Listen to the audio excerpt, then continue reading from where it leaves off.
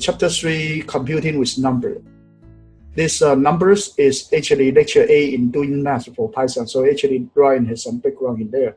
But the second part of data type, he hasn't touched yet. Okay, so today let's look at this. Python basically has 5 data types, okay? Integer, long, float, string, Unicode. But this actually is not very exact. This is written by the John Dela's book, okay? To be more exact, this definition actually is wrong, okay? This definition is wrong. John Dela book here, he's more coming from the general computer science point of view, so he has such an idea. But actually, it is not like this in Python. Okay, I'll explain it later. So here are some numbers. Okay, so before we jump into these numbers, let's go back to doing math, the data type. The one I have in doing math data type is better. So let's look at the data type. Okay, data type actually in Python, the basic data type we have right here. We have the Boolean, we have the number, we have the string.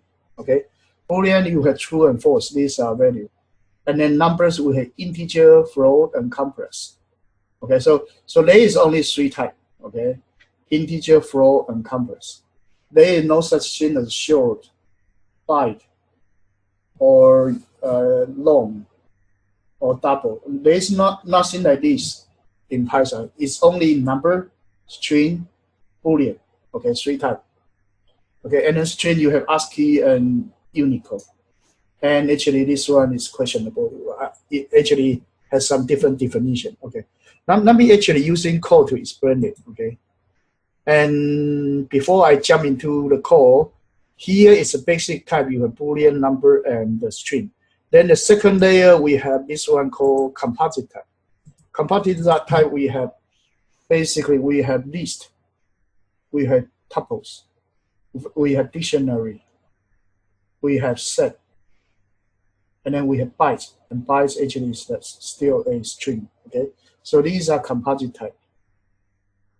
And then there is order and order issue. So here are actually 3 layers.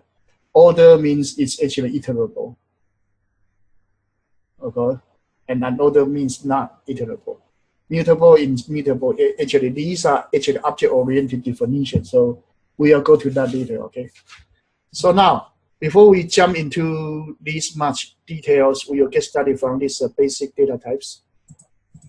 And before we jump into those basic data types, let me show something in programming language.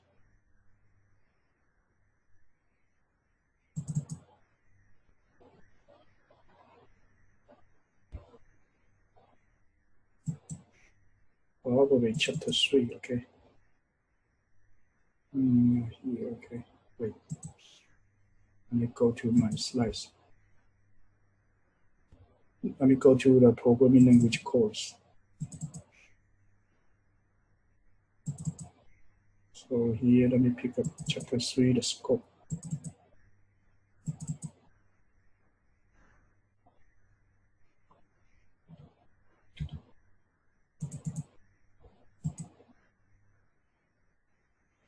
First thing, before we actually go into the detailed definition of a variable, let's look at this one called Python's memory model. Okay, so Python's memory model is like this. Okay, basically the lower layer below this, it actually is similar to memory. Okay, for C language, so it actually bottom part is C double plus, because this one we call it Python virtual machine. Okay, this one we call it Python virtual machine. So whatever Python computation on top, you ask Python to do computation. Actually, it will be running the Python virtual machine. That actually is the Python program that we run. The Python program actually run whatever Python program you write, right? And using C language memory model, memory allocate, OS manager to run it. That's the Python's memory model. So under Python is actually C double plus language. Okay, and above you are looking at the Python code, and Python actually is 100% object-oriented programming. object-oriented programming.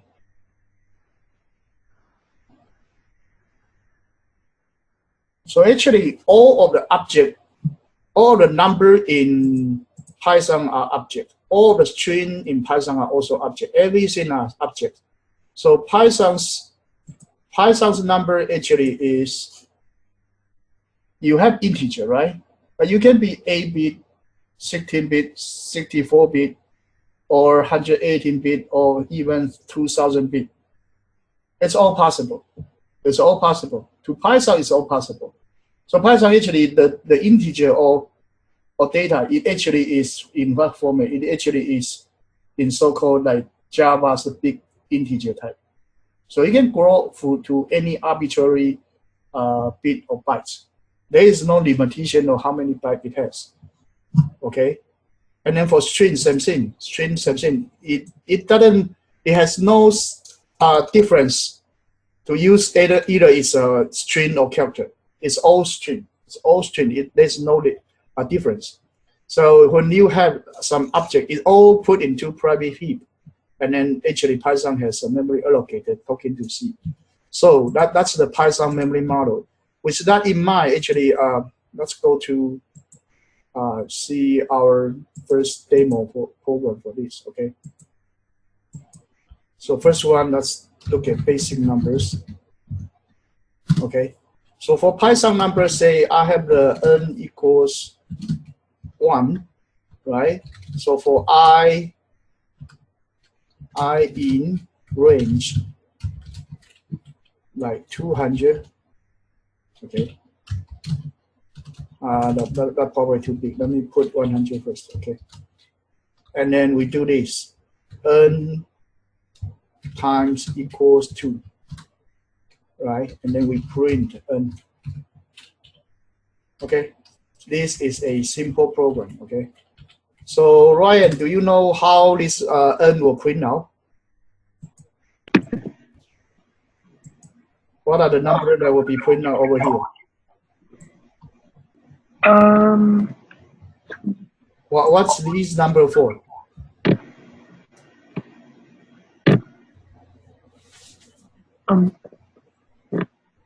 You started with n equals 1, right? The first time you had n equals 1. How about the second time? After the first iteration, what is the n value you will have? Every time. Yeah, second time. Okay. Time 2. Means 2 squared. Okay. First thing is that, do you know this one? Last time, do you know this one? This operator. Do you know this operator? Because I'm not sure whether you know or don't know. No. Maybe you don't know this? Okay. So this one actually, when I write this, it actually is equivalent to n equals n times 2. Okay. So this one I call it multiplied by. I call it multiplied by 2. So n multiplied by 2. Okay. It becomes the new value of multiplied by 2. So your original n say 1, now multiplied by 2. So my n become 2. Okay. So let's do another thing. Before we jump to here, let me do another thing. Okay. So for if this one, I write this equals n plus 1. So what would be the value for each n now? Let me put the print in front of the n plus 1. It'll add 1 every time. It will add 1 every time, right? So let me run this one, okay? So write this one. The first time I print out 1, 2, 3, 4, 5 until I print out 100. Okay? So this one actually is like every time I plus 1, right? So this one is n's O value plus 1 assigned to n, right? So it will be equivalent to this. N increased by 1. So whenever in any language, when you see something like this one, you read as this one read as increased by 1. Okay? So this one is what? Decreased by 1. By some number, okay? So if you have n minus equals 2, right? This one called decreased by. Okay. So now if I actually clean the whole thing, right? So right here, if I say n minus equals 1, then what would be the second? First one is n equals 1. What will be the second n be? The first one is 1, right? What will be the second one? 0. Yeah. So this one actually would be 1, 0, minus 1, and then keep going, right?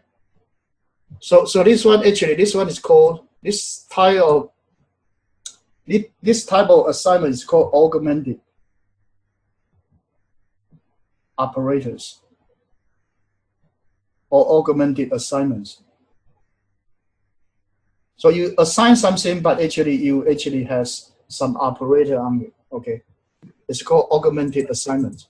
So here actually you read as n decreased by 2. Okay, by 1. I'm sorry, by 1. So now actually if I put a star and then put a 2 here, this one will be read as n multiplied by 2, right? So n multiplied by 2, when I run it, it will get what? Each time, yeah, it will actually get multiplied by 2 each time. 2 to the power, like if I equals 0, you will get 1, right? So it actually will be 2 to the power I. Is that okay? So it actually, when I equals 0, it will be 1. I equals 1, it will be 2, right? Something like that. So continue, it was 2, you I equal 2, it will be 4, right? So something like this. Is that okay? So the output for this n actually will be n to the power 2 I. Are you okay with this notation? Yeah. Okay. So that's 2 to the power I. So you will get this, right? You get something like this. So if I here actually I do this, I do division divided by 2, then what will I get? The first one, the second one will be what? The second one will be 1. Wait. This one is divided by 2, right? Initial value is 1. It is divided by 2. 1/2. Yeah, 1/2. And then third time, the number will be what? 1/3. No. Oh, divided by 2. Divide by 2 again. Again. Oh. So you should get 1/2, and then 1/4. 1/4, and then next one, 1/8. and then 1/16. so this one is 2 to the power minus I, right? Yeah. Okay, this one is 2 to the power minus I. So this one actually is the actually is something like that, a way to create a sequence. Okay, a way to create a sequence. So you get some number like this. Okay, that's not the point I'm trying to make right here. Actually, let's go back to this multiply by 2. Okay, let's go back to this multiply by 2. So I save all. Okay, then I run. So unlike other language, actually this one is 1, 2, 3, 4. So there is no limit on the number of bits. It keeps growing. Okay. So 100, if not enough, let me put 200 there. Right? Still going. Yeah, put 400 there.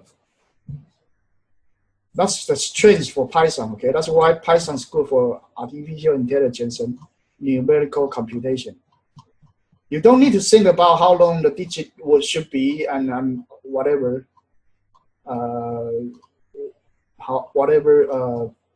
storage need to be. Okay, Python will automatically grow the number. Okay, as I score, as you can see, it keep growing, right? The number of digits actually going. Now I have a question for you. If I have this one, because the output of n will be 2 to the power I, right?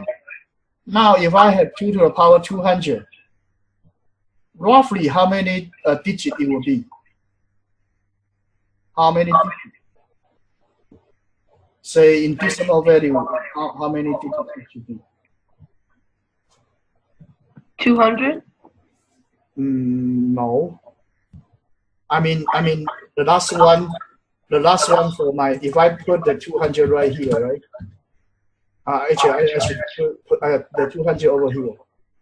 Then the last one, how many digits it should be? I run. So I'm asking you that this is how many digits? How many digits in here? 50? How do you come out with the number? Now, wild guess. How could you calculate it? Or come up with the estimation scheme?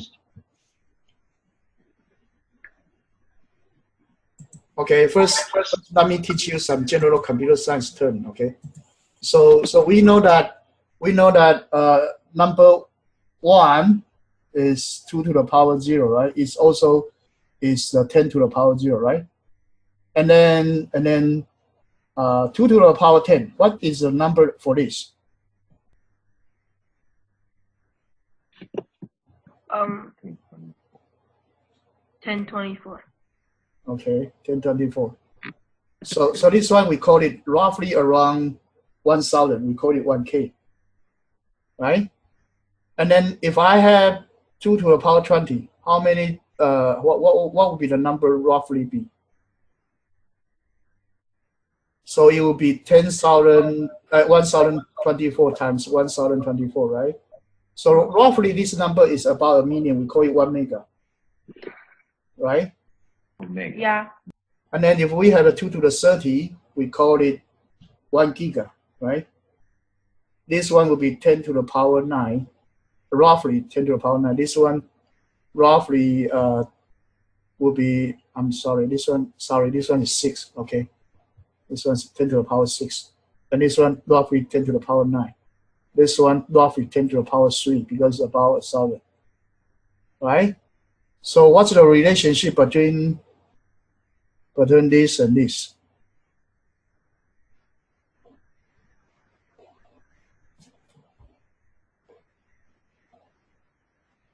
So this one's giga, right? 10 to the power 9 is giga. And the next one, 10 to the power 40, 2 to the power 40 is called tera, right? Tera, it will be 10 to the power 12, right? Yeah. So 40, you will got 10 to the power 12. So what's the relationship of this and this? Roughly, this number is about 3/10 of the number here, right? About 3/10 of the number here. So if I have a number that is 2 to the power 200, that roughly would be 10 to the power 200 times 3/10. So that will give me, will be 10 to the power, roughly about what? About 60. Is that okay? Is that okay? So the answer is roughly about 60 digits. So that's a way we estimate a number in terms of multiplication, how many digit it is. Is that okay so far? Yeah. Okay, so here I teach you two things. Number one is 1,000 is about 2 to the power 10, okay? And 1 mega, 1 million is roughly about 2 to the power 20, okay? And then this one called, what's that? 1 billion. 1 billion is roughly the number about 2 to the power 30. And 1 trillion is about 2 to the power 40, okay? And then every 2 to the power 10 is about a factor of 1,000, okay? And then use that, we can estimate when 2 to the power something, we can estimate how many digits we have there. And also right here, I teach you this thing. Actually, it's augmented multiplication assignment. Okay, and I also teach you another thing is like Python's number are all objects, so it can grow at any rate.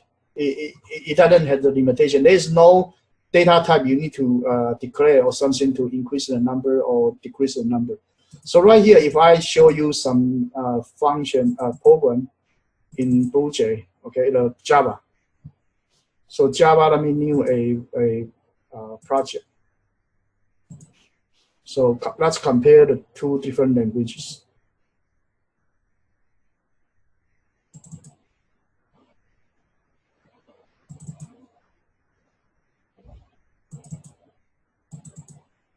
So let me put also in this under this, okay? So right here, let me say Java numbers. Okay, this program is written in Java. It's different from Python. Okay, but right here it has some problem. It actually has some problem. Okay, so if I write the same program, okay, if I write the same program for Java.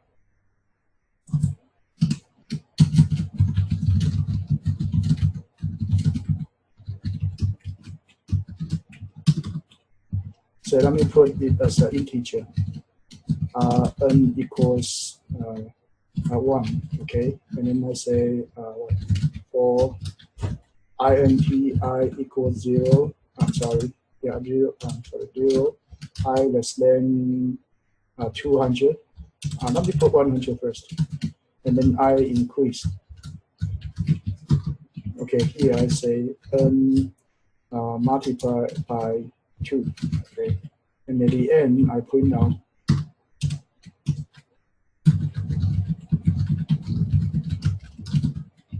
my n. Okay, so even though this program is different from this Python a little bit, but the two program is almost the same, right? But it will get totally different behavior. I compile it, there's no problem, right? And then I run. Wait, and it's wrong. Less than 100. Oh, I'm sorry, I put it outside. I'm sorry. I should put it here.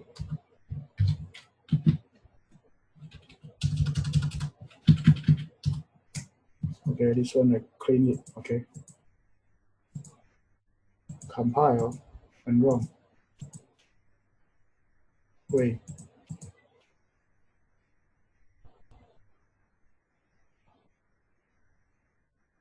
How comes it is actually 0? Let me see, okay. Oh, okay, right here. What happened is like, it started with 1, 2, something, right? Okay. And over here, when the number actually, because it's limited by 32-bit, okay? It limited by 32-bit. So eventually, initially, it actually has a 1 here, right?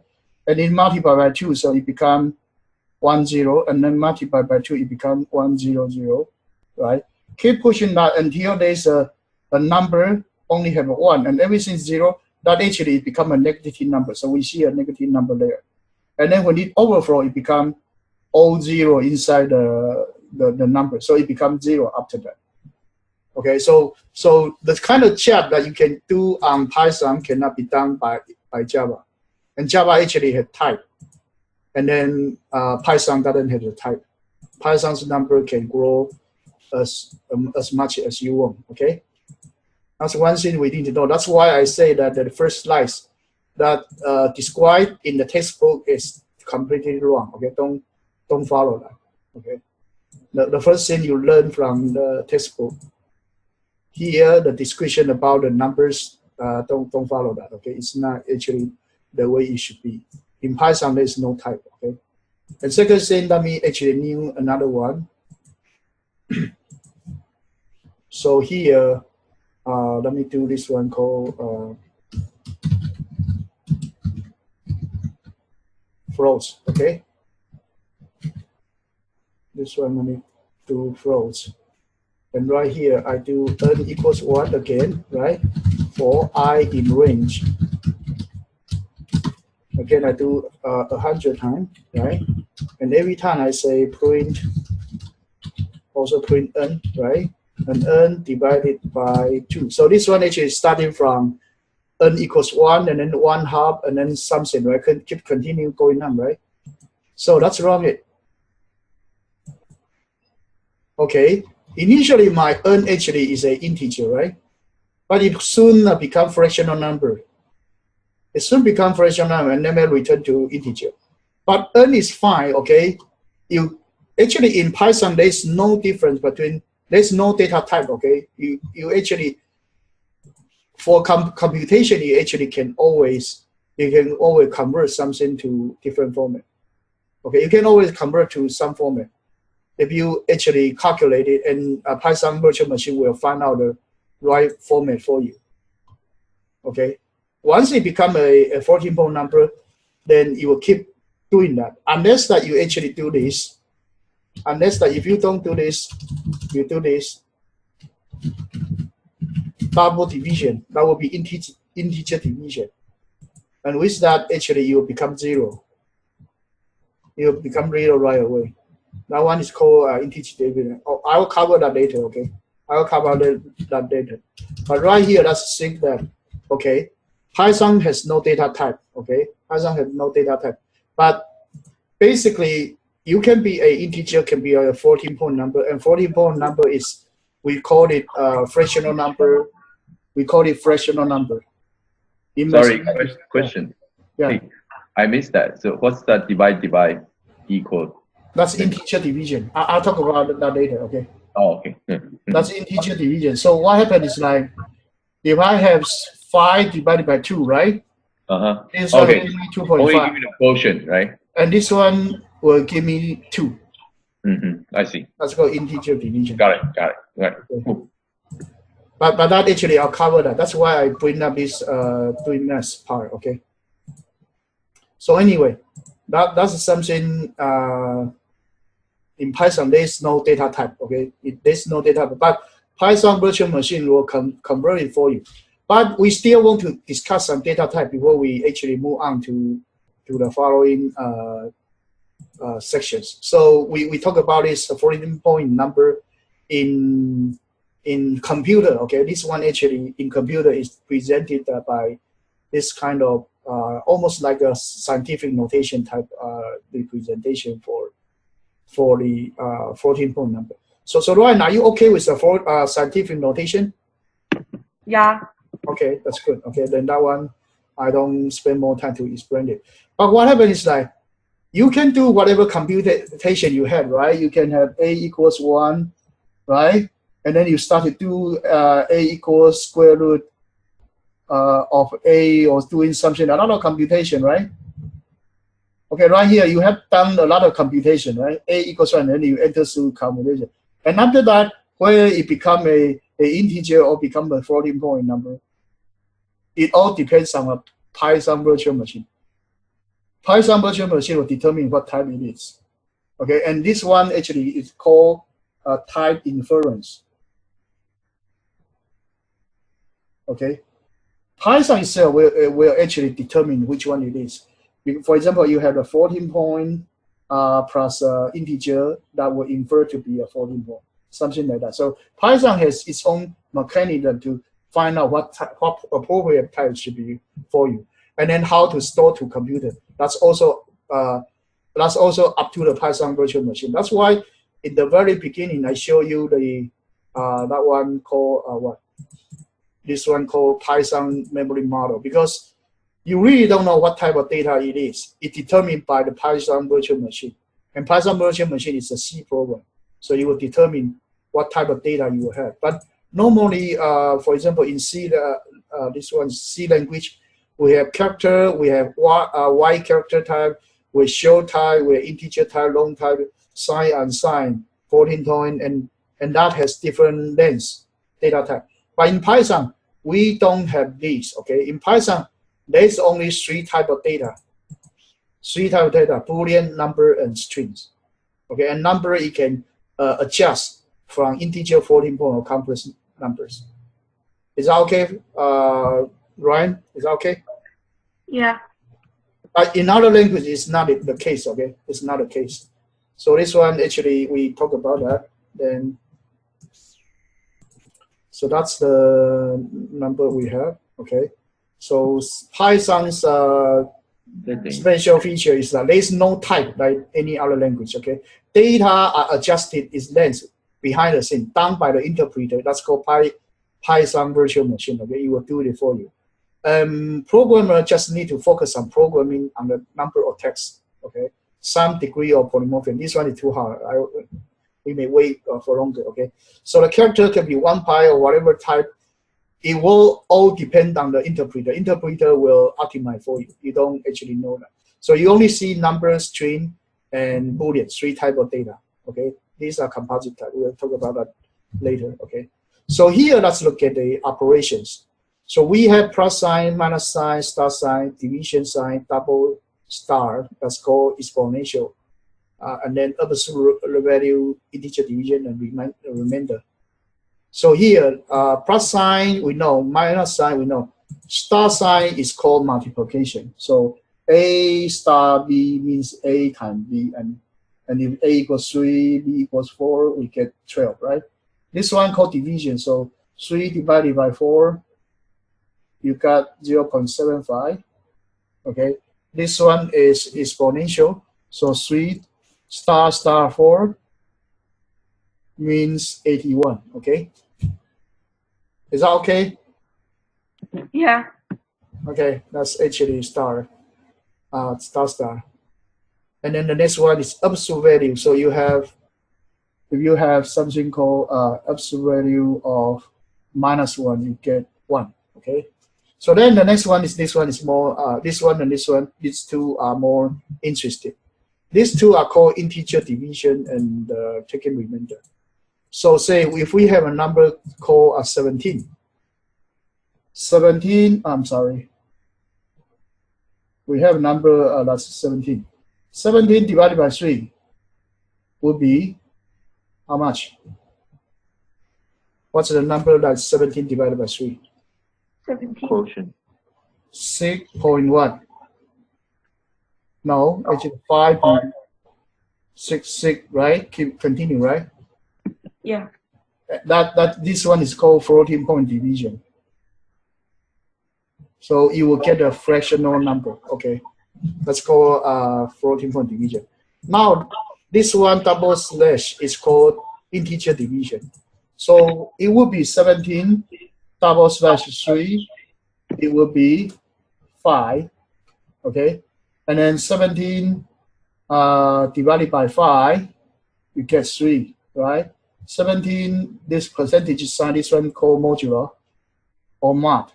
Okay, by 3, you get 2, because you have 17 divided by 3, you have 5, 15, remainder 2. So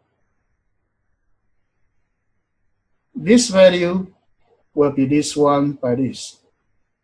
This value will be this one by this. Okay, so this one is the quotient. Okay,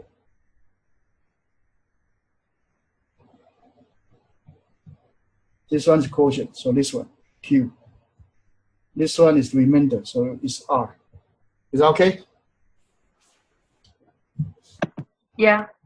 So what happened is like this one called 17 divided by 3. Okay, 5, 15, and 20, 0.6, 18, 20, and then 6, and then keep going, right? This operation is called this one floating point division. If you do this, it's called floating point division. So if you actually do this,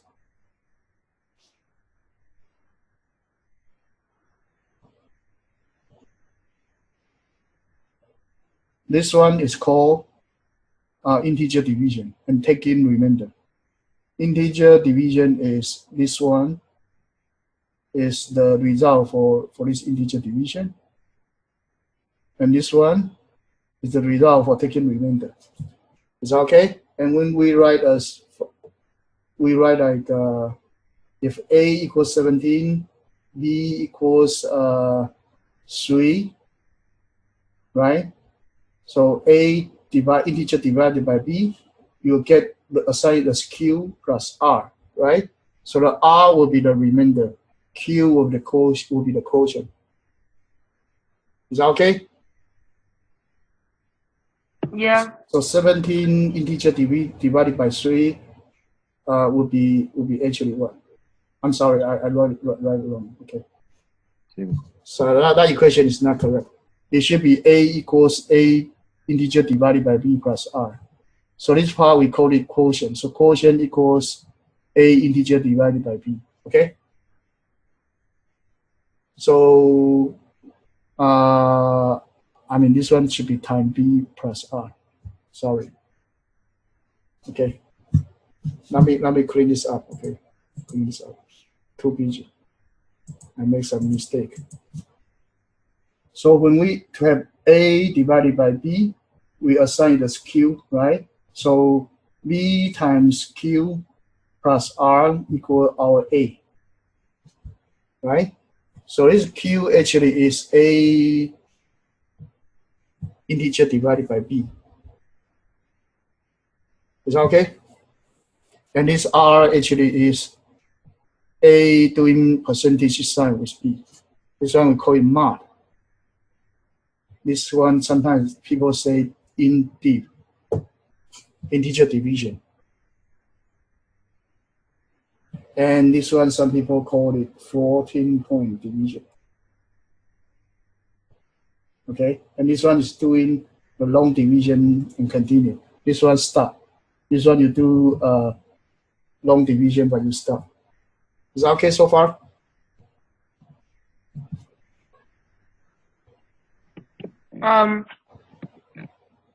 Yeah? Yeah. Okay. If that is fine, let's continue, okay?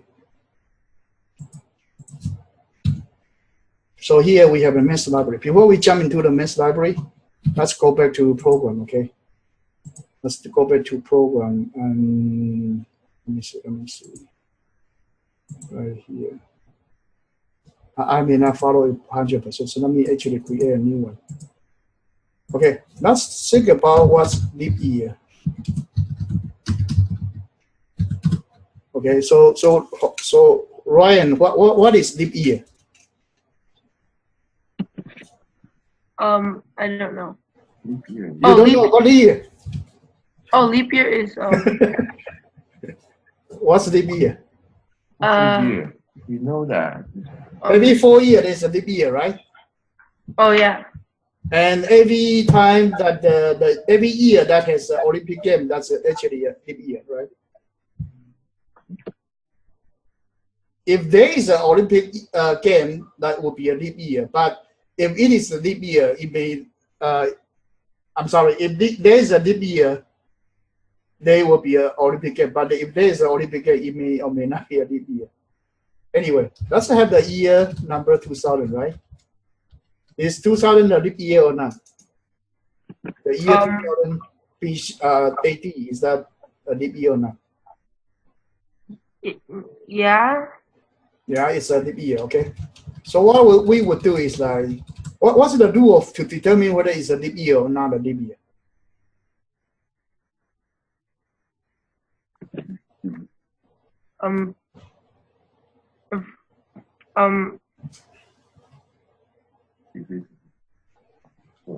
If it is something F4. Every 4 years there's a leap year, right? But every 100 year, like 1900 is not a leap year.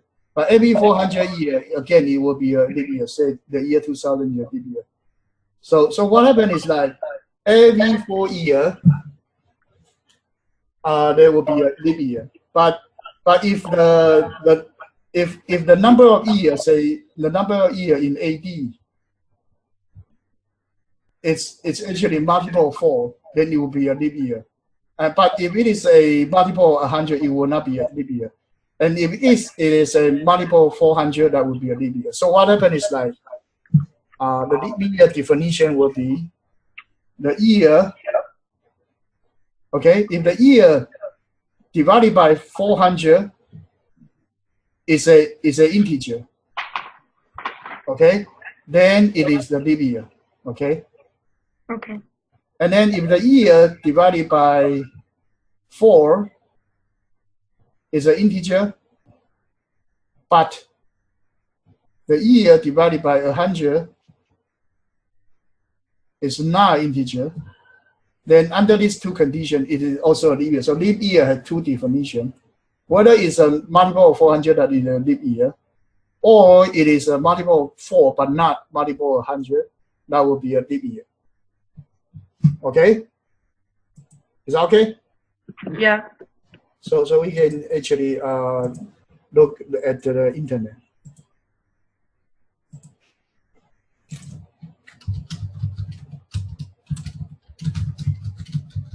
If you don't remember, just come to here, okay? So there's a leap year definition. Let me see. Okay, there's a leap year definition. So it's the year can be evenly divided by 4, and if it is multiple of 100, then it's not leap year, unless that is the multiple of 400.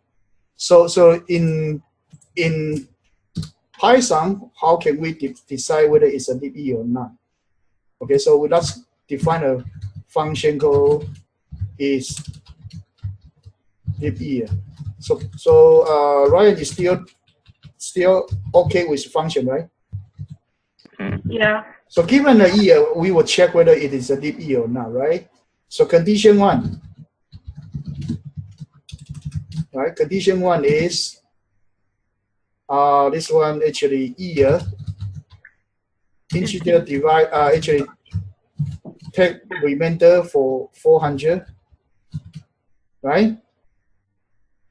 If that is actually 0, the remainder of this is 0, then that means that the year is a multiple of 400, right? So this one say multiple of 400, right?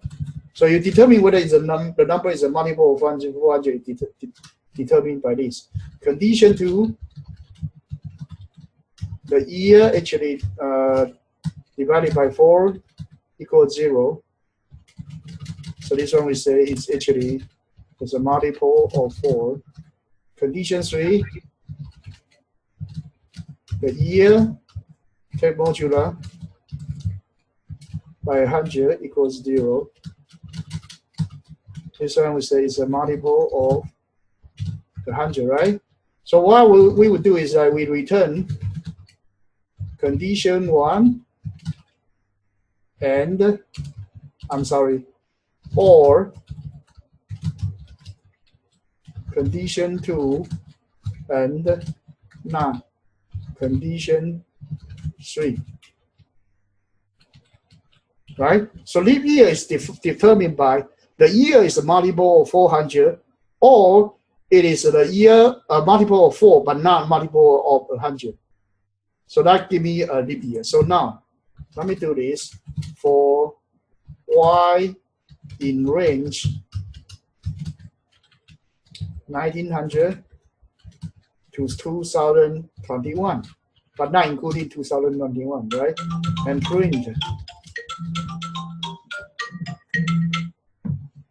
And print.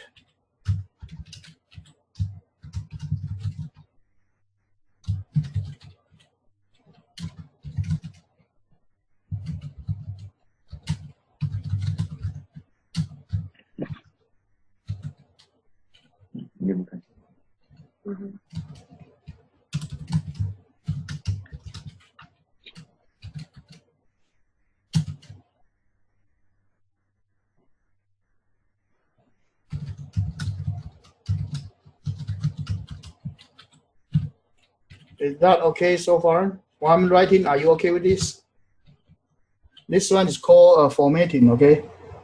Formatting for this one. This y will represent this d, the decimal value.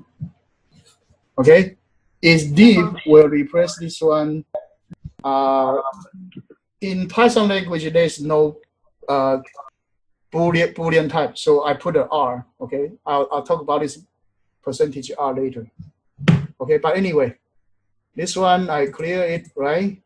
It replaces this percentage R. Okay, so this one is called formatting. You put your format, and then the variable will be used to replace the condition there. I think I talked about this already. Okay, so here as you can see, I quickly print now from 1900 to 2020, which year is the leap year or not, right? Is that okay so far? Are you okay with this? Yeah. So the for loop, the range function is the range function. range function may have only one variable, okay? In that case, the range will come in from 0 to a minus 1, right? If the range has two numbers a and b, it will come in from a to b minus 1, okay? Not including b, okay? If there's three numbers, a, b, and s, it will come in from a to b minus 1, but every time there is a step size called s. So what this means is like, for example, like 2 to 12 and then 2, the range of these, it actually means that 2, 4, 6, 8, and 10. So the step size, each time it jumps by 2. Okay, if it doesn't have the third number, it actually jump by 1. Is that okay? Yeah. Okay, so this one actually I print out this one. So here actually in Python there is no percentage G for binary. Okay, in Java there is a percentage B. In C++ there is no percentage B. So C and Python they don't have this percentage B thing, and in Java there is a percentage B. Okay, that's the exception. But this one it use R because there is a replay function. It will convert the Boolean number into string. So that actually is useful. So that's why we use a percentage R there. But here just remember that for Boolean value you use percentage R, it will be printed out as a Boolean number. Okay. So are you okay with this so far? Yeah. Yeah. I think Ryan said he may need a restroom break. Okay. Yeah, you good? Yeah, go quickly. 那个你这个 R 可以吧 R 可以，我倒是没有用过 R。因为 Python 里面没有那个 Boolean 的，它所以 R 它就会印出 true or false 这样。对，它会把它 convert 成 R 是把它转换成 string 的意思，有点像 to string 那个意思。哦，那这样不错，这样蛮方便。我有一个问题，我刚刚才知道那个你说 Python 就是那个 number 它不会 overflow。它不会，它不会，它没有 type， 它就是一个 object， 所以它自己一直加长。所以它在 internally， 所以就无限制一直 extend 它那个。对，它就你高兴几百位就几百位这样。哦，因为如果它 build on top of C++，eventually 还是会 overflow。都会，对，都会。然后你就自己要 double 这样一直加。它就上面一直等于需要再一直加就对了。对，所以 Python 是设计来给那个没有程式经验在用，但是到后来很难，是因为你只要进去修它的一些 definition 的时候，Python 会难到比 C 很难。因为它整个是架在 C 上面的。它整个是加在C上面，但是你学这个最后你比较快，所以我说现在不要用什么 pseudocode了，基本上就用 Python 比较快，然后用 Python 写完了再去想 C 或 Java 到底怎么应用。所以他们7年级我是建议就先从自己学会比较快。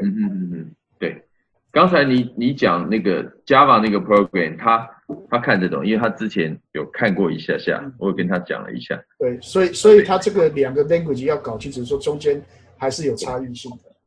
对，因为我记得他刚刚就讲说，我说他是因为 Java 有那个 integer 嘛，我说那个什么4个 byte 或64 bit 就是最多8个 byte。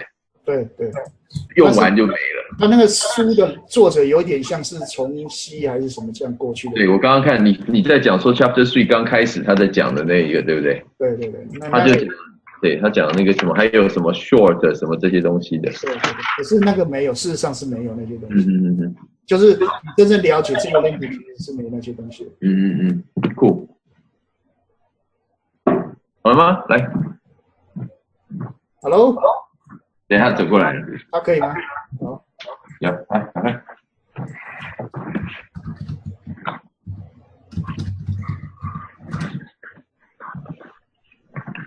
Okay, so we finish this one called leap year. Okay.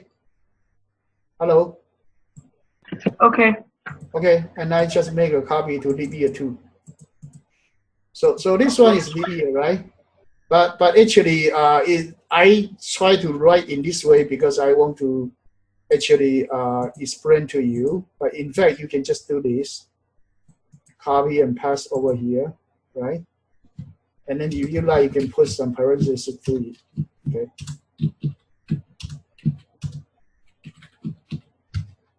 Okay. So then I copy this guy, will be faster.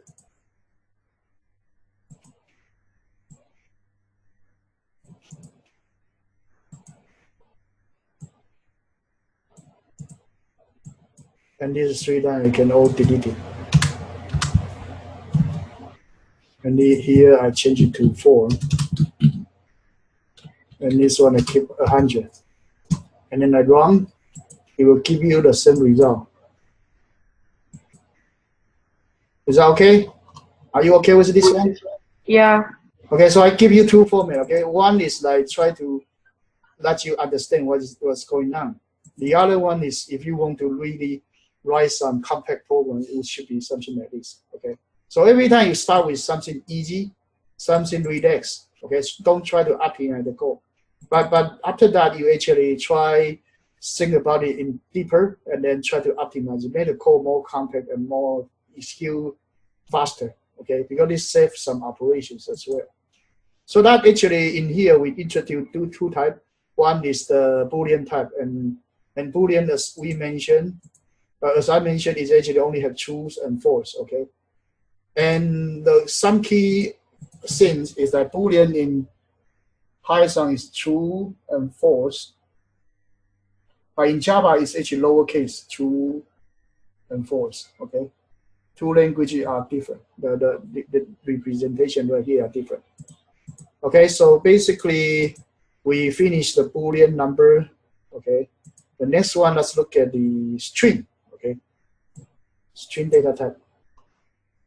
So I'll jump over some portion in here. Let me go through this. Okay, the logic I'll talk about it later. Now let's directly jump to the string part. Okay, special character right here. Let's see here. So let's go to string directly. Okay, primary number starting from string. Okay, so now let's look at the string. String in Python again is also very interesting, different from other language as well.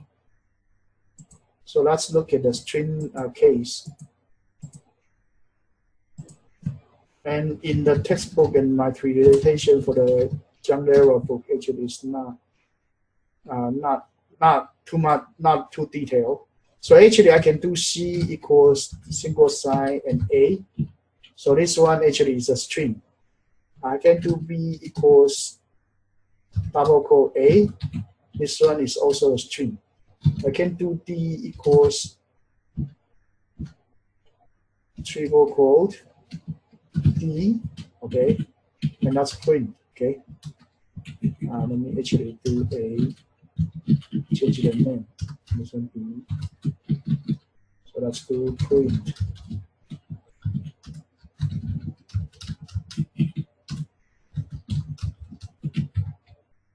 Okay.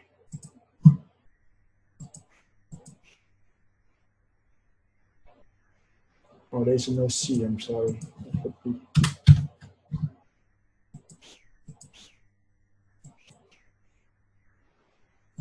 Okay.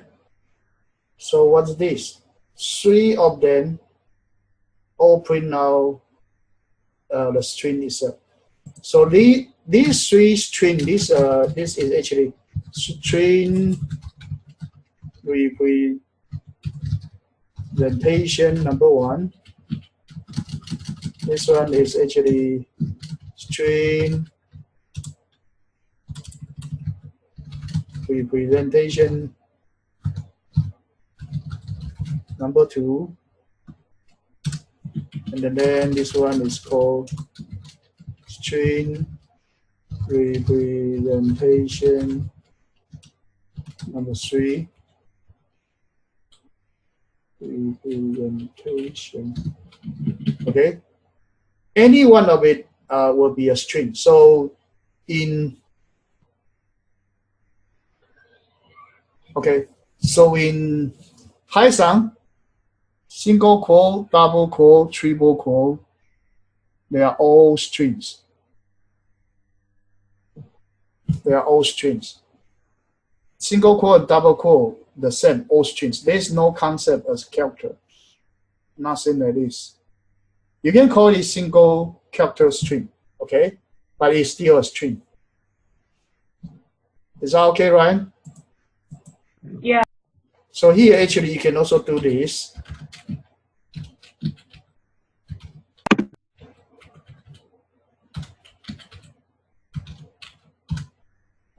You can also do this.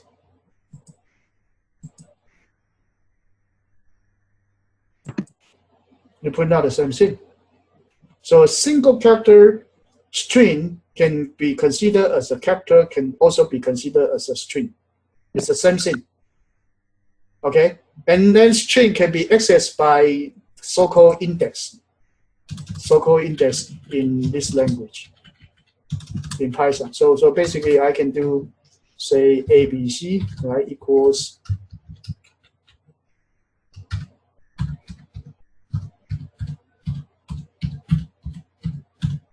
okay, and then I can print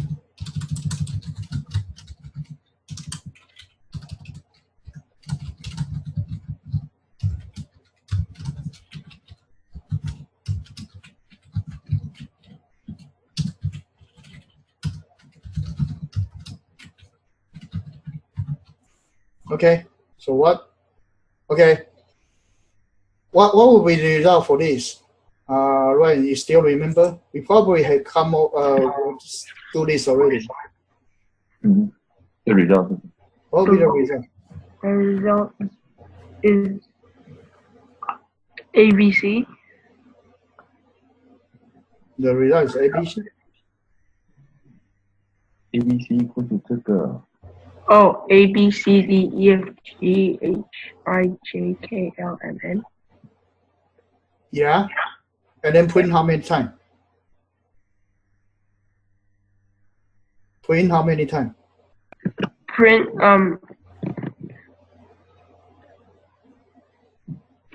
So this one actually print out ABC with this whole thing, right? And then it started with A to N, right? So after J is number 10, right? 16 times. Yeah, 16 or 15 times. So let's do it, okay? Let's do it. Okay, so you print out a few times, right? So right here, if I say A, B, C, and then I, what would this be?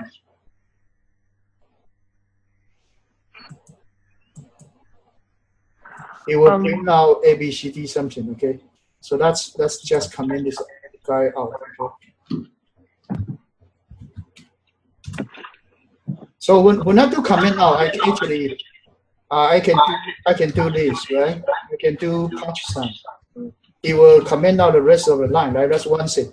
Second way I can do this, like I just do triple quote. Okay, if I do triple quote, this one become a string, but that string is useless. So that actually will become a commented out. Is that okay? Yeah. Two way to comment out something. That those code will become ineffective. One way is you use a punch sign in front of it. The other way is just put the triple quote mark at the beginning and end. That will actually comment out a block. So here actually you will calculate the length of this ABC. A length of ABC will be starting from 0, 1, 2, 3, 4, whatever, and then the number of the this. And then actually you use that ranging from, say, if the length of ABC is n, right? And then you will be starting from 0 to n minus 1, okay? So we print out all the element with this. And it will be printed out in actually in different line. But if I want to print in the same line, I should do AND with this. So it will be concatenated together, and it will be actually be just connected to each other. So it will be in one line like this. But if I put a space, it actually will separate by space. If I put a star,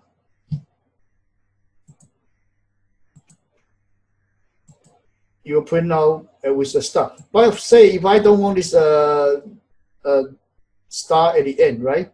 What can I do is like I can do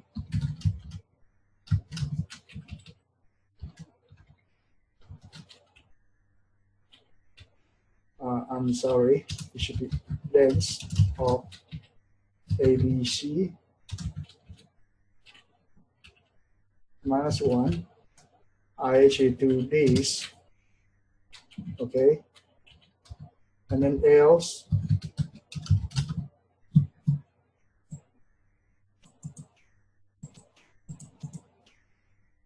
this, put a star.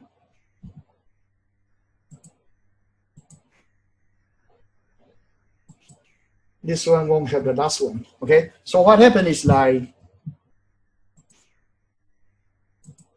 the first one I try to print is A, right? So I put the A and then end with star. So I put a star there. Second one, I put a B and then star, right? And keep going until I print out N. But that's the last one. So actually I end with an empty string. So nothing there. So it becomes something like this. So star will be just separating them in between. Is that okay? Yeah. So that's a way usually people, this is quite useful, okay? This is quite useful. Sometimes, for example, like if I want to do this, and in front of it, I say print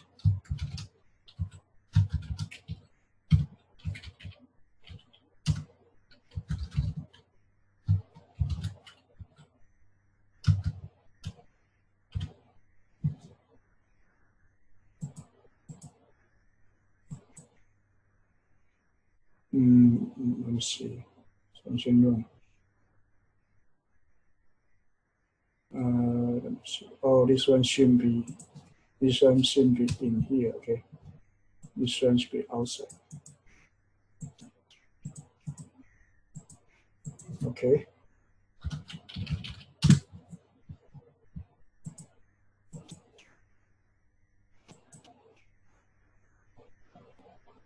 Wait. Oh, okay. I cannot change it now, so I put N. So with N and empty string, you will not change the line, okay? You will not change the line. So this print, so this one will print and then end this one equal to Java's print function system dot out dot print. Okay, this one equivalent to that. If you don't do that, you just have the print and something in there. This one equivalent to system dot out dot print line. Okay. Okay. So that's how you use this different print function associated with the string. Okay. So in this simple program, I demonstrated how you can actually write a string literal. Okay. And then how you can comment out some command as a string, but it actually useless. And then how can we access each individual character in the string? Okay. So these are the operation we try to see here. Let me see. Okay, let me see. This chapter 3. We talk about number, string, and boolean already. Now let's look at the mathematical library. I'll try to finish this chapter 3 first before we go into the doing math part. Okay, because then you can have some homework to work on. So here actually you have several different functions, and pi I think you know, right? So Ryan, which part you actually don't know at this moment? For the mathematical part, which one you know actually? Yeah. Which one you know? Say the thing you know. I know pi. Pi you know. How about epsilon? No. Okay, and then square root. So you know, yeah, you know pi, you know square root, right? Sine, cosine, you probably don't know. How about log? Log. No. No, not yet. Exponential. Exponential. Well, probably know as well. Yeah. Ceiling 你学过吗？ Ceiling and floor. How about ceiling and floor? 有没有学过？ Yeah. Okay. Now let's look at the ceiling and floor. Okay, let's look at the ceiling and floor. Ceiling is the number. Say I have a 2.3, and I take ceiling. It will become 3. Okay, if I do floor function, it will become 2. Okay, the use of ceiling is like this. Okay, the use of ceiling is like this. Okay, if I have a train, right? A train, and there's a locomotive, right? You can actually drive the whole train, right? And then there are some cargo car, right?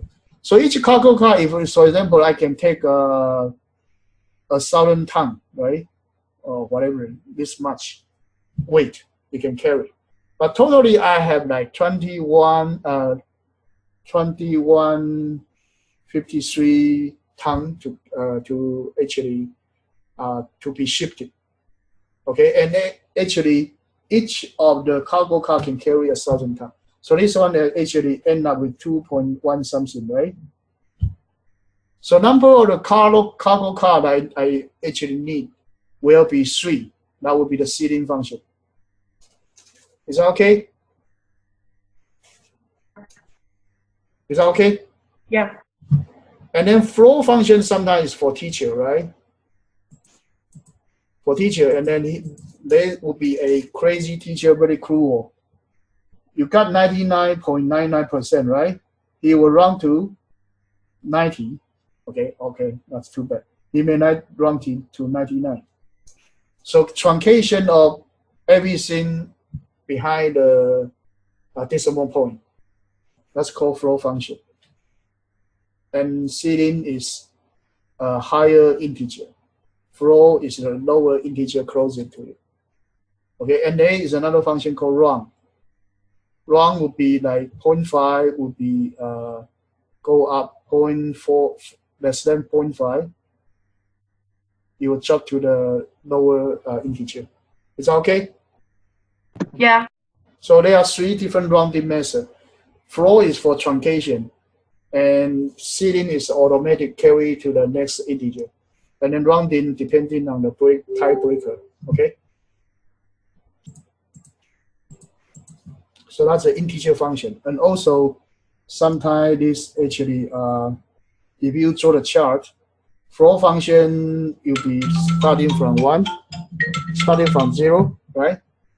Up to 1 is sitting like this, and then this 0, 1. The y will be 0, 1.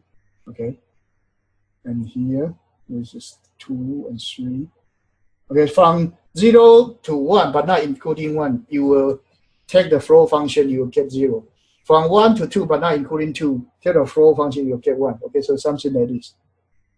This is called the floor function, but ceiling function is different. Okay, ceiling function is you actually will get the value like this.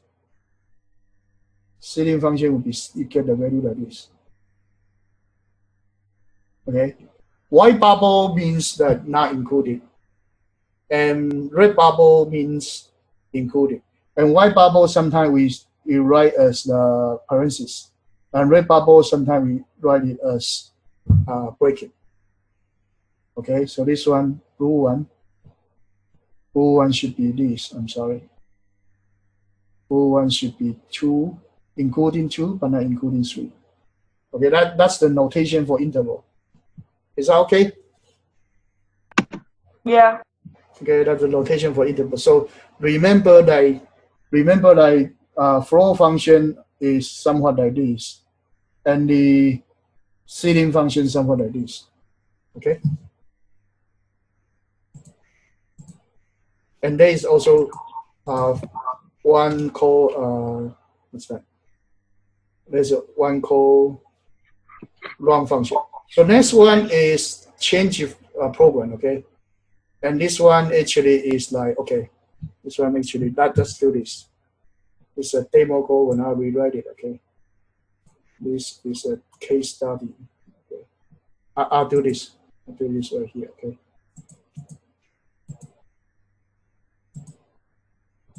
Let's do this change function, okay? So change function say I actually carry a payment, okay? I actually carry $100 bill. Right? I go to a grocery shopping, and then the cost would be 56.20, 20, I'm sorry. Okay? So what will be the change I will get? It should be my payment minus my cost, right? Is that okay? Then what will be the $20 bill? $20 bill for me. What will be the $10 bill for me? How many for my change? The grocery cashier. How much he need to give me this bill? $20 bill, $10 bill, and then dollar bill, and then quarters. Okay. Right? And then like time. How to calculate this in the efficient way? 1 nickel. 先从最大的开始， Oh, 先从宽，对不对？ Tell me the way you think, okay? I will do the coding, but tell me the way you think. no pennies. No, how do you get the number? Oh. How do you get the number? Yeah. 1 nickel. 1 nickel? Okay. Let me tell you how to do it. Okay. The first thing is like something called change in cents.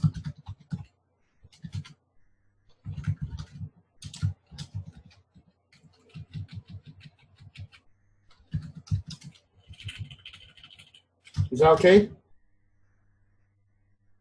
Change in cents equals like my change times 100 and then take integer part. Is that okay? Okay. So this one is called change in cents, right? So here, I mean, I will actually change the name. So I will just say, because the variable is too long, I just want to assign this and call it cents, right? So I have the cents, and then I calculate my 20s. So it would be this. The number of 20 bill will be my total cents divided by 2,000. Is that okay? Yeah. And the remaining cents will be, after I take in the $20 bill, the remaining cents will be what?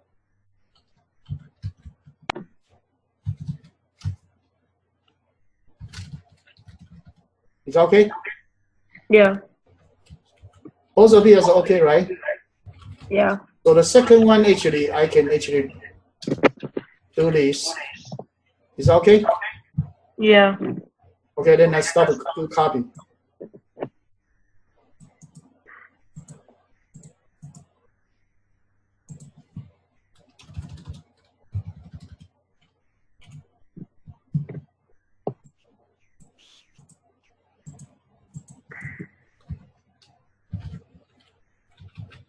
Is this okay? Yeah.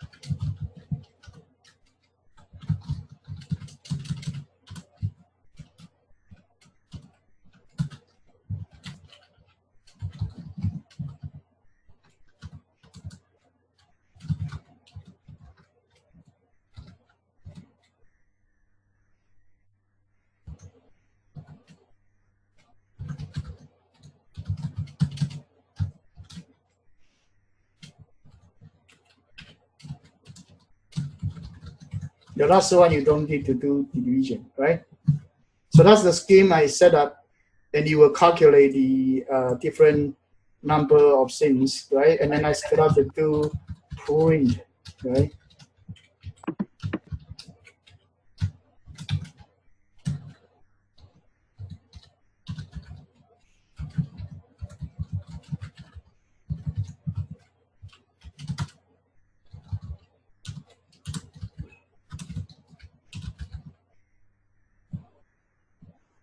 Is that okay? And then I start to copy.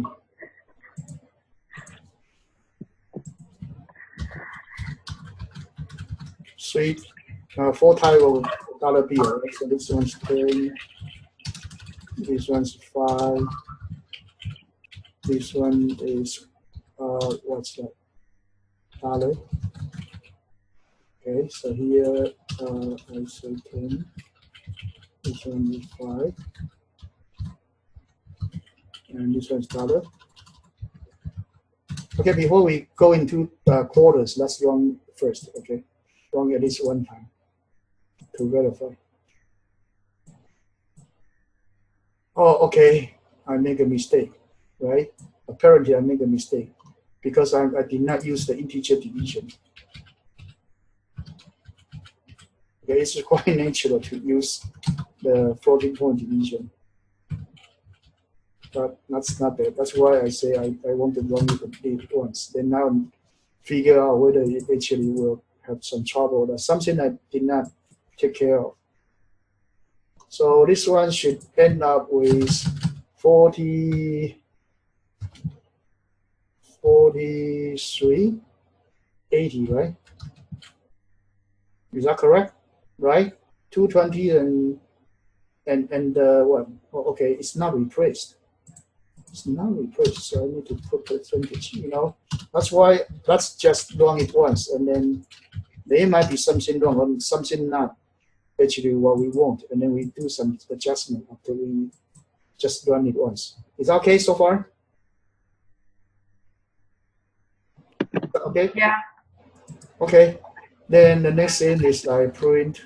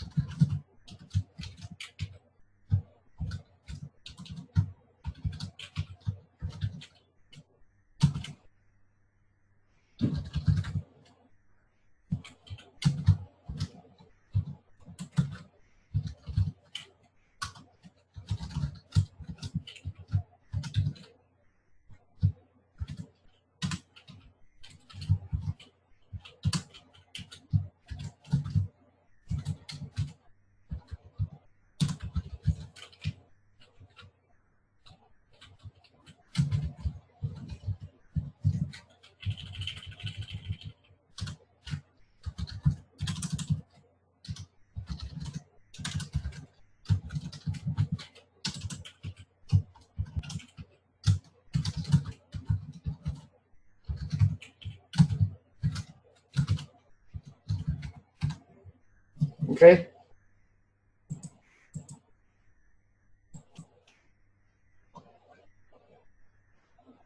It's actually 75, 76. Am I correct? 75. Wait, 20? Oh, Nico, so this is 80. Yeah, correct, right? Is that okay so far? Yeah. So this one is okay, right? The next thing is like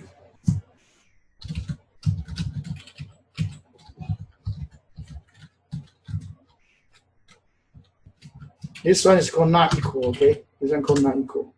I try to teach you some expression. And here you need to have a column. So it's 20 is not equal to 20, then we print. Otherwise, we don't print. So there's some 0 pennies or something. Those guys actually will be taken out, okay?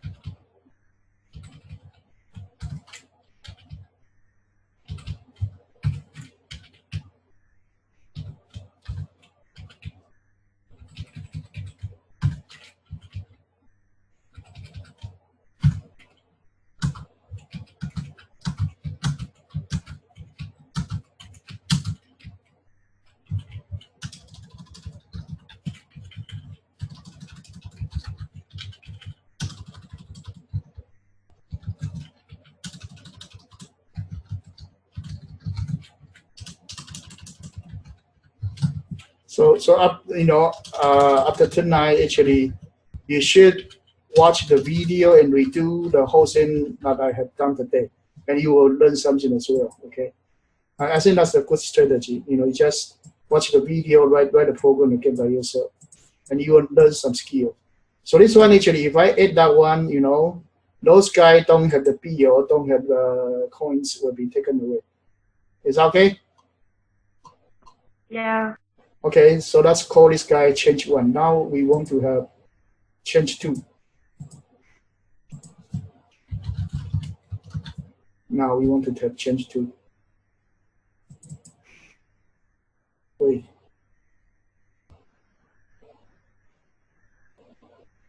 No, I should put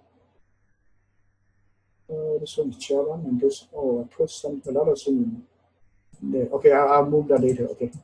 Anyway, let me just copy this over. Okay, now I want to do something. Okay, the file structure is not right. I'll adjust that after class. Okay. Anyway, this one actually is given. So usually it's not the kind of program we want to have. So one thing is that you need to do input, right?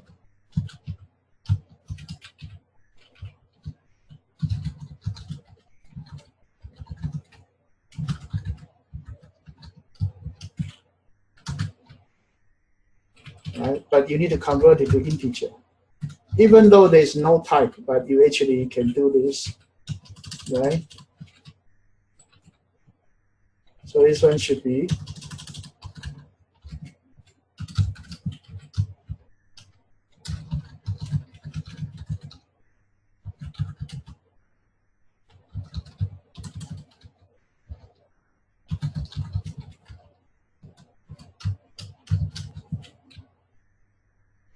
something like that, and take integer. I'm sorry, this one should be float. Okay, this one let's also do float. So you can take any number, okay? So now that's wrong. Wait. Oh, I'm sorry.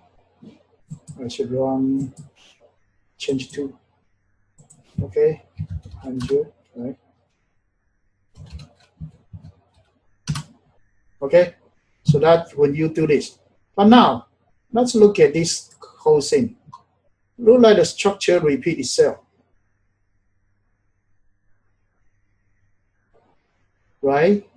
Look like the structure repeat itself. So what I can do is actually right here, in front of everybody else.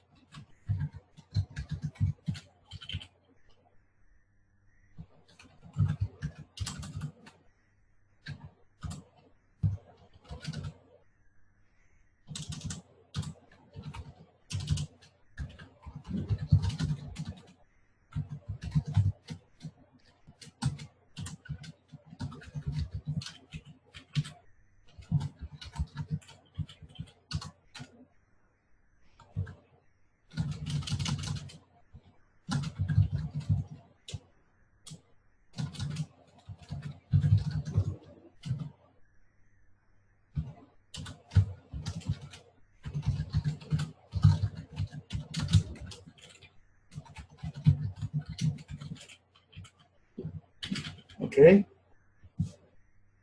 So here, let me just try the first one. Okay, just try the first one. So my 20s and my cents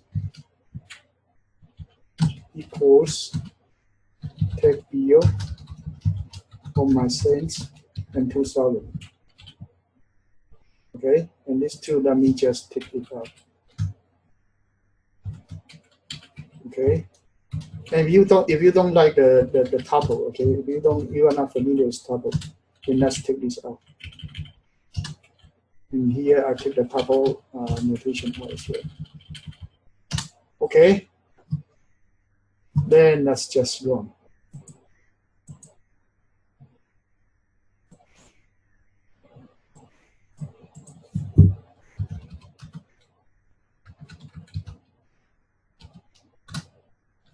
No difference, right? No difference. So then what I can do is like, let me copy.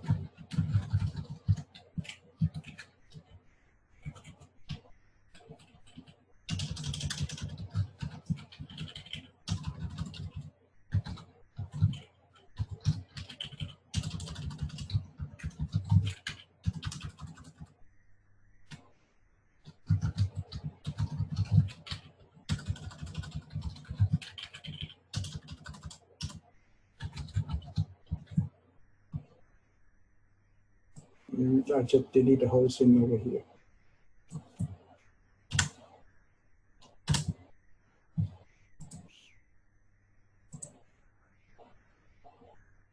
Is that okay? And actually, if you know about things, this one actually I no longer need that as notation.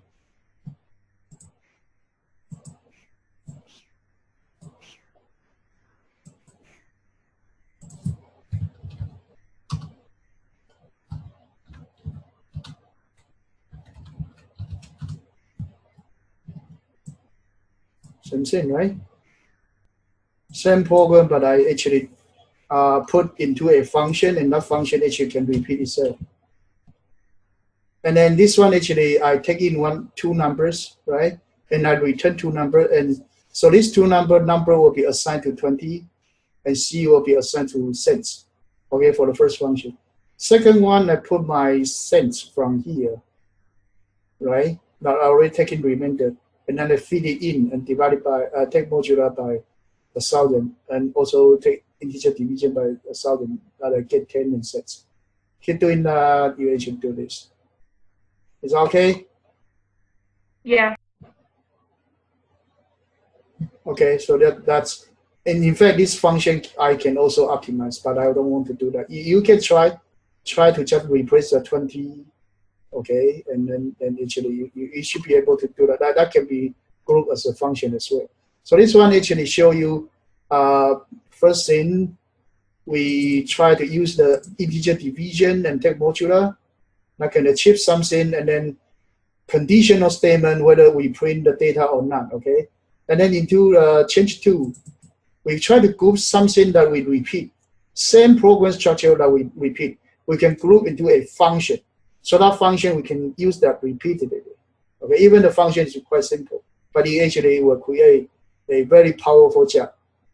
Okay, and then why I actually in the very beginning I changed the whole thing into a number of cents instead of I dealing with the whole thing like whole number, fractional number. Should I run this? Should I don't run it? You know, I don't want to go into that kind of trouble.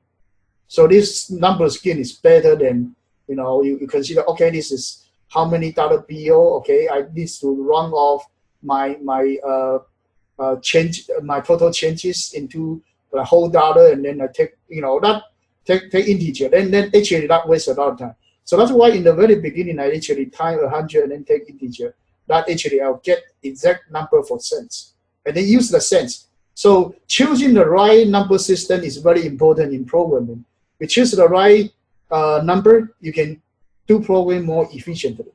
Otherwise, I would struggle in, okay, I have 43.60, so let me pick this 43 and then do division and then calculate how many 20 tens or something. And then my fractional part, okay, let me take the fractional part and then do my quarter time and equal penny calculation. Is that okay so far here? Yeah.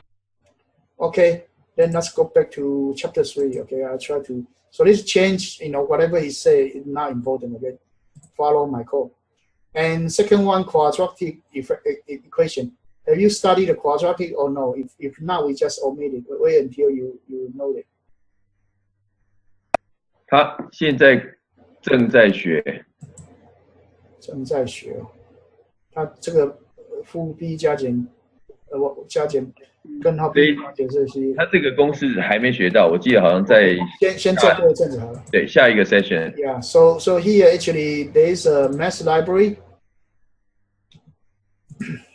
So let's finish the chapter 3, okay? Then you can work on some homework. But if something you don't know, let me know or just skip it, okay? So math library, you can import math, okay? And then you can from math import random or from math import star, okay? There are a few ways to import something into your program, okay? And that has some difference. I'll talk about it later. Let me see, okay? First, let's look at range function. I explained this already, right? 3 different things. This one's starting from 0 to 10. Okay, but not including 10. This one's starting from 5 to 10, not including 10. So it's 5, 6, 7, 8, 9. This one 5 to 10, jump by 3. So it's 5, 8, and then stop. Okay, so actually, it's actually only 5 to 8, okay? Because it jumped by 3. So here is a function called factorial. Factorial is to calculate factorial. Okay, and this one actually is not hard. Okay, let me just do it.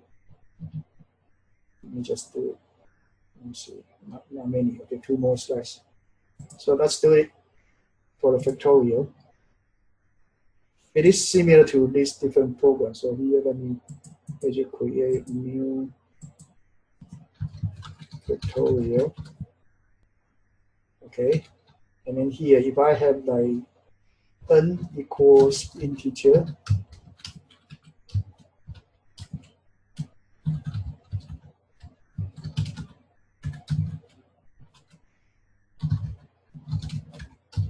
okay, something like this. You want people to calculate n factorial. Please enter n, right? Now we want to get started. So initially we need to have something called product. Product equals 1. Okay. Then for actually int I in range 1 and then n plus 1. Okay. And then product equals product times I, right? And then print product. Okay, so now this is the calculation for factorial.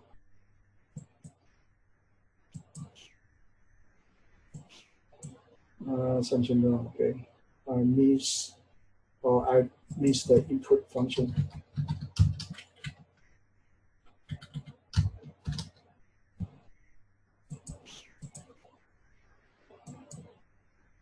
Okay, so let's calculate 3 factorial, the 6, right?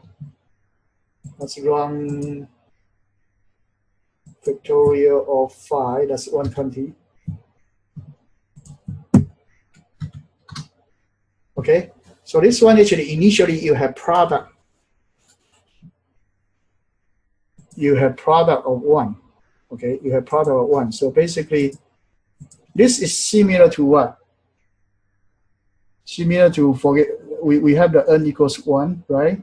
And then we do n times equals 2, right? So every time you multiply by 2, right? This one is not, this one actually starting with have a 1, and then you times 2, times 3, times 4, times 5, something like that. Okay, this is called 5 factorial. And that one actually like time 2 for certain time, so it becomes 2 to the power I, right? Is that okay? Otherwise, the program structure is the same. The program structure is the same. Are you okay with this? Yeah. Okay, so this one actually is the factorial. And factorial actually has the same program structure. So here, let me copy, right? Copy. And here, like, let me create a program. This one called sum. Okay. So here I type sum of n, right? And then here I just put it on here, and I just do find and replace. Okay, I replace my product.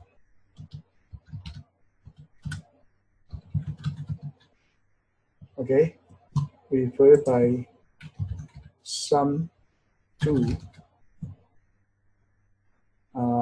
Let me put it as total. Okay, I will replace all. Okay, and then here multiply, I change it to plus sign. Initial condition, I put it as 0, and that's it.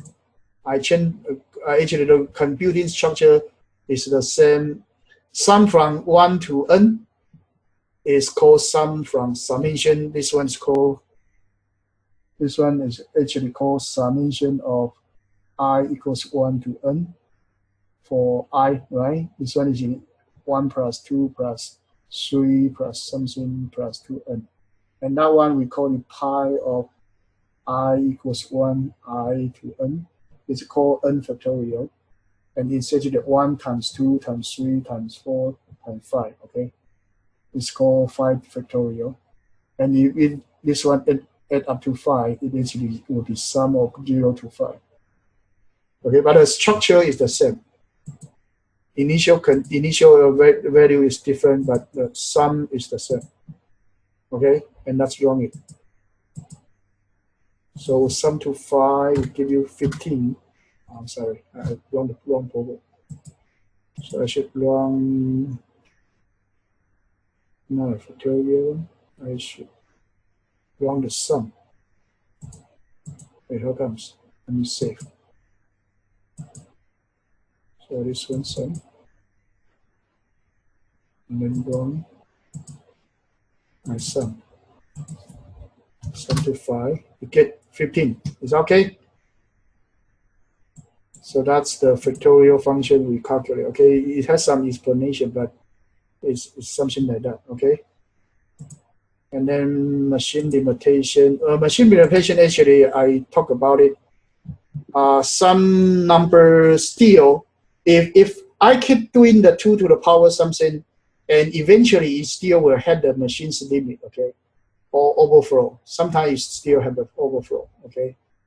So some number like Java is easy to hit the overflow part, but Python is less error prone. It will continue to make it bigger, but until the stack can no longer hold the large number, okay, until it can no longer hold a large number.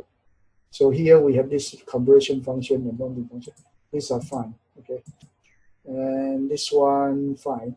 The next thing I'll talk about is like, okay, this whole thing, because this whole thing I can group together, and then I can put here. I can put it as a main function, right? And then a cut, and then a tab and paste. Okay, this is good about something good about PyCharm, okay? And then here as a main, I'll be able to run the main program and put the whole thing into a main function. Okay, this actually called modularization. I should save. Or this one is sum. Okay, save all. It's called modularization. Okay, that's called modularization. But sometimes you can also do this. You can also put if main underline equals main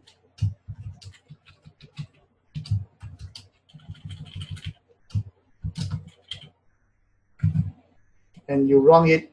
If we check in whether this program is a main program or not. But this one, I just let you know there's also a way to write program like this.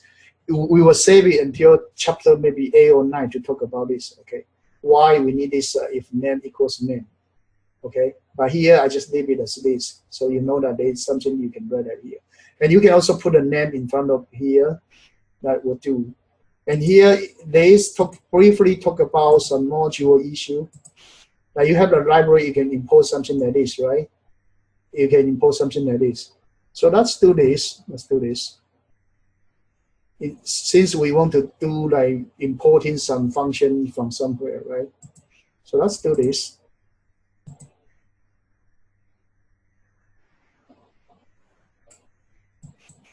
So let's do it here. We just print total, right? So let's do this. Okay. Let's do this. Okay, let me create a new program.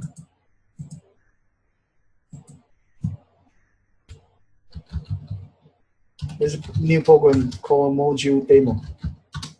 Okay, module demo. I can do this. I can do.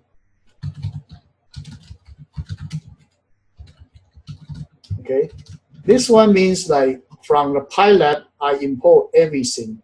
Okay, I import everything. Pilot is a module, just like math is another module. Just like math is another module. Okay, I can import math, import from math, import a random, or I can do from math import star. Okay, so this one right here, I'm demonstrating this from math import star. That means that I open the namespace for this one called pilot. Okay, so right here, let me borrow this sum. Okay, to my module test. Okay, where's my module test? Okay, here. Let me borrow that function over here. And instead of calling it main, I call it to sum2. Okay, and instead of entering this number, I put an n over there. So I will try to do sum2 n, right? And then here, I should return total instead of printing it. Okay. Okay, so this one actually will calculate the total sum from 1 to n, and then I'll return that value. Okay, so here let me say I have an x equals here by 1, 2, 3, 4, 5, 6, 7, 8, right? And then my y equals sum2 x. Okay, and then here I have figure, and then I have plot x, y, I have show. Okay, I open the graph. I calculate everything. I fit everything from x. So this one we call it a list. A list is a collection of data from 1, 2, 3, 4, 5. So that's another data type we will cover probably next week. Okay, it's called list. The first composite data type is called list. So this is a group of data. So I have a 1, 2, 3, 4, 5. So every time I feed my 1 to calculate my total, okay, something like that, and then I get the total to y, and I try to product, okay, and then let me do this module test.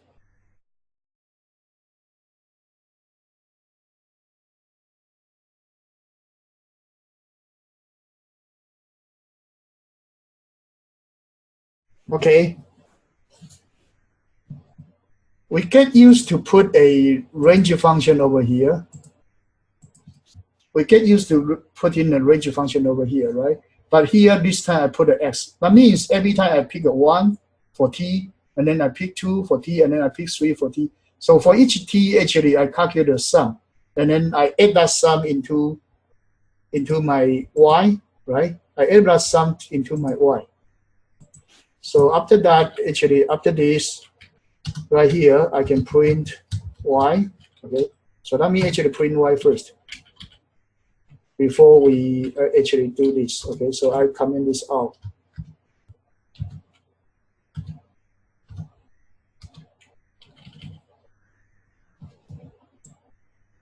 I comment the plotting part out, okay? Okay, I'll print out the y first. So every time I get the data from x, and then I actually take in the sum to. So for example, 1, I will sum to 1.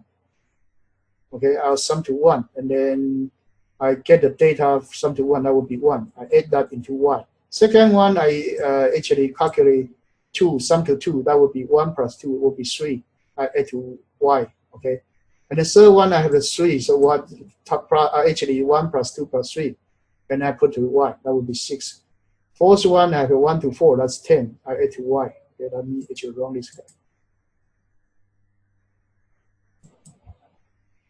Okay, so that's the sum to value.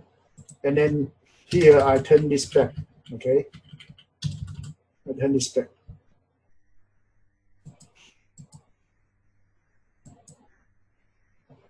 Okay, so it's actually plot the chart for us. Is that okay so far? Yeah.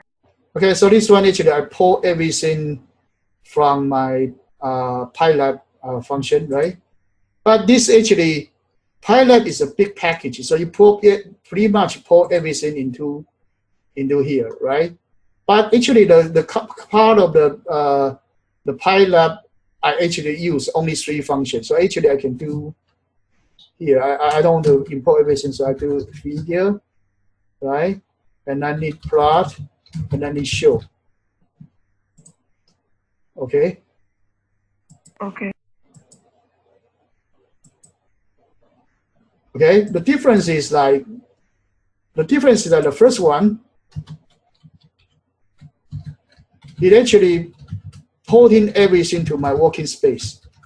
So whatever function, I just put it standby. Okay, that's like someone who tried to fix a toolbox or something, or build a fence or something. So all the wrenches or all the screwdriver, just put it aside to be available, but it will take a lot of space.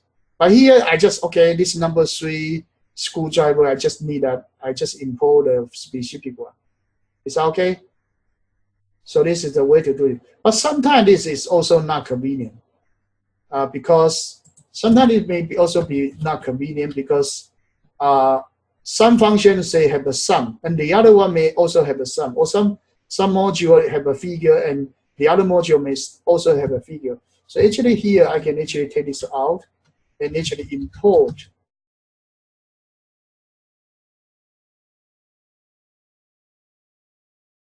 Okay, import a module, but actually you keep the domain name. Okay, you keep the domain name. You keep the domain name. Okay, so for example, the pyplot like this, right? So here actually I can put